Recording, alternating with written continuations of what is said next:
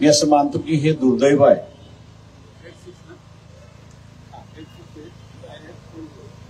की जनतेला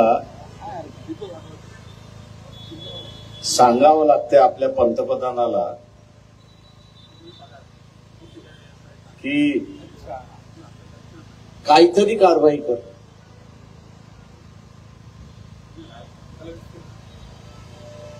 अनेक वेळा हल्ले झाले. या अनेक वेळाच्या हल्ल्यामध्ये अनेक जण दगावले. आज जसं पहलगामाच्या असणाऱ्या शहीदांना आपण आदरांजली वाहिली तशी इतर वेळेसही आपण वाहिली. पण हा सिलसिला जो आहे तो काही थांबत नाही. तेव्हा सिलसिला थांबवण्यासाठी पावलं उचवावं लागतील, कदम उचवावे लागतील.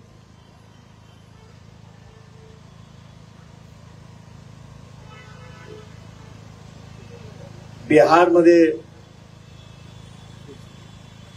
दुसऱ्या दिवशी नरेंद्र मोदी सभेला गेले. त्या सभेतून त्यांनी असा इशारा दिला. अनेक जणांना असं वाटलं की आता कारवाई होणार, की अशी शिक्षा आम्ही देऊ की त्यांच्या ध्यानीमनी सुद्धा नसेल. आम्ही अशी शिक्षा देऊ त्यांना की त्यांच्या ध्यानीमनी सुद्धा नसेल. कुठली शिक्षा देणार, कशी देणार याचा तपशील आम्ही आपल्याला असणारा विचारत नाही, विचारणारही नाही. तो आपल्या अखत्यारीतला आहे, तो आपण आपल्या अखत्यारीमध्ये वापर करावा अशीच आमची असणारी इच्छा आहे. जे काही एकंदरीत परिस्थिती दिसते त्याच्यामध्ये सर्वसामान्य जनता एका बाजूने विचार करते आणि नरेंद्र मोदी यांचं असणारं सरकार हे वेगळ्या दिशेने विचार करते अशी असणारी परिस्थिती. पक्षाच्या स्तरावरती तरी बैठक झाली का भारतीय जनता पक्षाची? तर नाही. कार्यकारिणीची बैठक झाली नाही. याच्यावरती कॅबिनेटची बैठक झाली का? तर नाही. पंतप्रधानांनी असणारा तिन्ही आर्मीचे प्रमुख आहेत त्यांना बोलवलं. त्यांच्याशी 1.5 तास चर्चा झाली. आणि त्या 1.5 तासाच्या चर्चेनंतर जे काही वर्तमानपत्रातून आम्ही असणं ऐकलंय की त्यांना जी कारवाई वाटते ती करावी हा आदेश आम्ही त्यांना दिलेला आहे. मित्रो, कारवाई अशी होत नाही. कारवाईची असणारी एक पद्धत आहे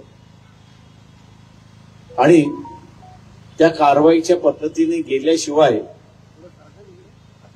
कारवाई होईल असं मला त्या ठिकाणी वाटत नाही.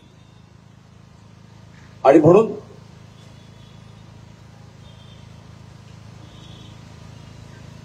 सरकार असं म्हणत असेल की युद्ध करायचं खर्चिक बाब आहे. आम्ही शास्त्राला म्हणतो राहू द्या खर्चिक बाब, काय फरक पडत नाही. तुम्ही नाहीतरी आता फ्रान्समधून राफेलची विमानं गेली, 63,000 कोटीला ती असताना घेतली. ती येणार आहे 1930 साली, 2030 साली ती येणार आहे. त्यावेळेस काय परिस्थिती असेल कोणाला माहिती. आम्ही असायला म्हणतोय तोच निधी घ्या आणि युद्धाला वापरून टाका, कारवाईसाठी वापरून टाका. विमानाचा असणारा हा जो खरेदी करण्याच्या विमानाचा जो निधी आहे तो पुन्हा आम्ही तुम्हाला असा मुक्तो लोक देतील तुम्हाला. पण तुम्ही एक पाऊल पुढे आल्याशिवाय 2 पावलं लोक पुढे येणार नाहीत हे आपण असणारं लक्षात घ्या. आज ही टीका करण्यासाठी आपण कोणावरती बोलवलेलं नाही किंवा कोणाला धारेवरती धरण्यासाठी आपण असणारा आजचा हा कार्यक्रम लावलेला नाही. जे काही जनतेची भावना आहे तीच मिलिटरीची भावना आहे. मिलिटरी असं म्हणते तुम्ही सांगा आम्ही करायला तयार आहोत, आम्ही रेडी आहोत. पण निर्णय घेण्याची क्षमता, निर्णय घेण्याची क्षमता ही मिलिटरीमध्ये आहे. ते घेतील, पण त्या मिलिटरीला आदेश द्यावा लागतो आणि तो आदेश कॅबिनेट देतो की तुम्ही असं हे करा.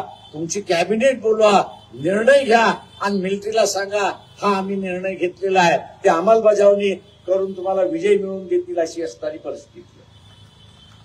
मित्रो,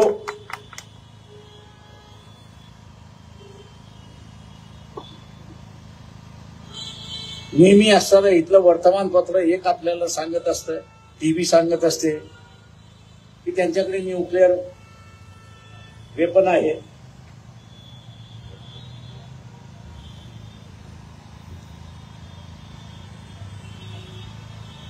न्यूक्लिअर वेपन आहे म्हणून सांगितलं जातं. आहे ना त्यांच्याकडे, राहू द्या, फरक पडत नाही. मला एवढं माहितीये की मारामारी करताना शब्द वापरायचा नसतो. मारामारीला उतरलं की शब्द वापरायचा नसतो. एक तर तुमचा हात चालला पाहिजे किंवा तुमचा पाय चालला पाहिजे.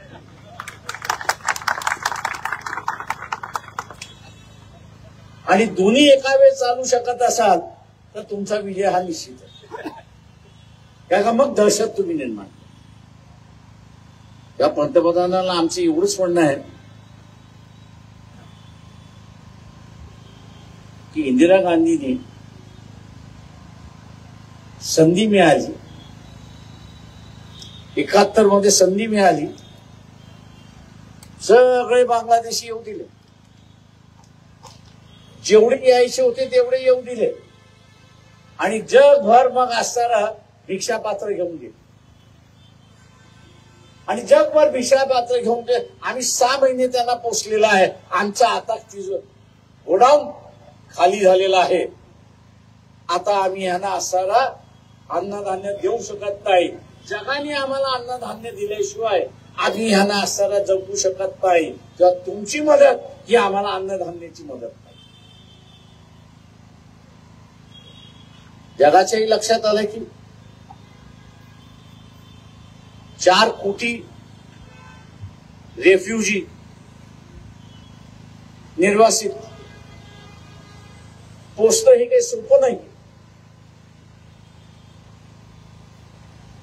हे सोपं नाही की.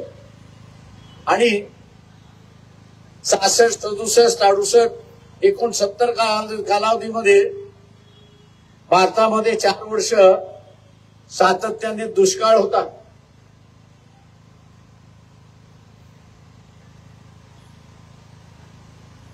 एका वेळचा असणारं अन्न मिळत होतं. अशा असणाऱ्या परिस्थितीवरती मात करून भारताने स्वतःला असणारा अन्नधान्याचा गोदाम केला.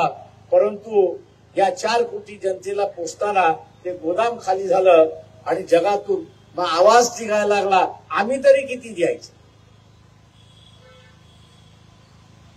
जगातून आवाज निघायला लागला की आम्ही किती द्यायचं. हा प्रश्न तुम्ही मिटवा, संपवा, तुम्हाला जे काही करायचं असेल ते करा. आणि कोराची ते इंदिरा गांधीच्या हातामध्ये अख्ख्या आंतरराष्ट्रीय संस्थेने दिला, आंतरराष्ट्रीय देशाने दिला, अमेरिका सोडून. त्यांनी उचलला, चेक आपल्या अकाउंटमध्ये टाकला आणि जनरल माणिकशॉ त्यावेळेस असणारे आर्मी प्रमुख होते. कॅबिनेटचा डिसिजन घेऊन बांगलादेशची असणारं एक राज्य जे ईस्ट पाकिस्तान त्यावेळेस होतं, ईस्ट पाकिस्तानचा नवा देश निर्माण करून मोकळा होता. इंदिरा गांधी जशा इतिहासामध्ये गेल्या, आज ज्या ज्या वेळेस बांगलादेशचं नाव येतं त्या त्यावेळेस इंदिरा गांधींचं नाव, ज्या ज्या वेळेस बांगलादेशचं नाव येतं, त्यावेळेस इंदिरा गांधींचं नाव येतं, जनरल मानेकशॉचं नाव येतं, बाबू जगजीवन रामचं त्या ठिकाणी नाव येतं. कारण का हे तीन फूट होतं त्यावेळेस. मोदींना सांगतो, आत्ताची जी परिस्थिती आहे ही अगोदर कुठल्या पंतप्रधानाला नव्हती.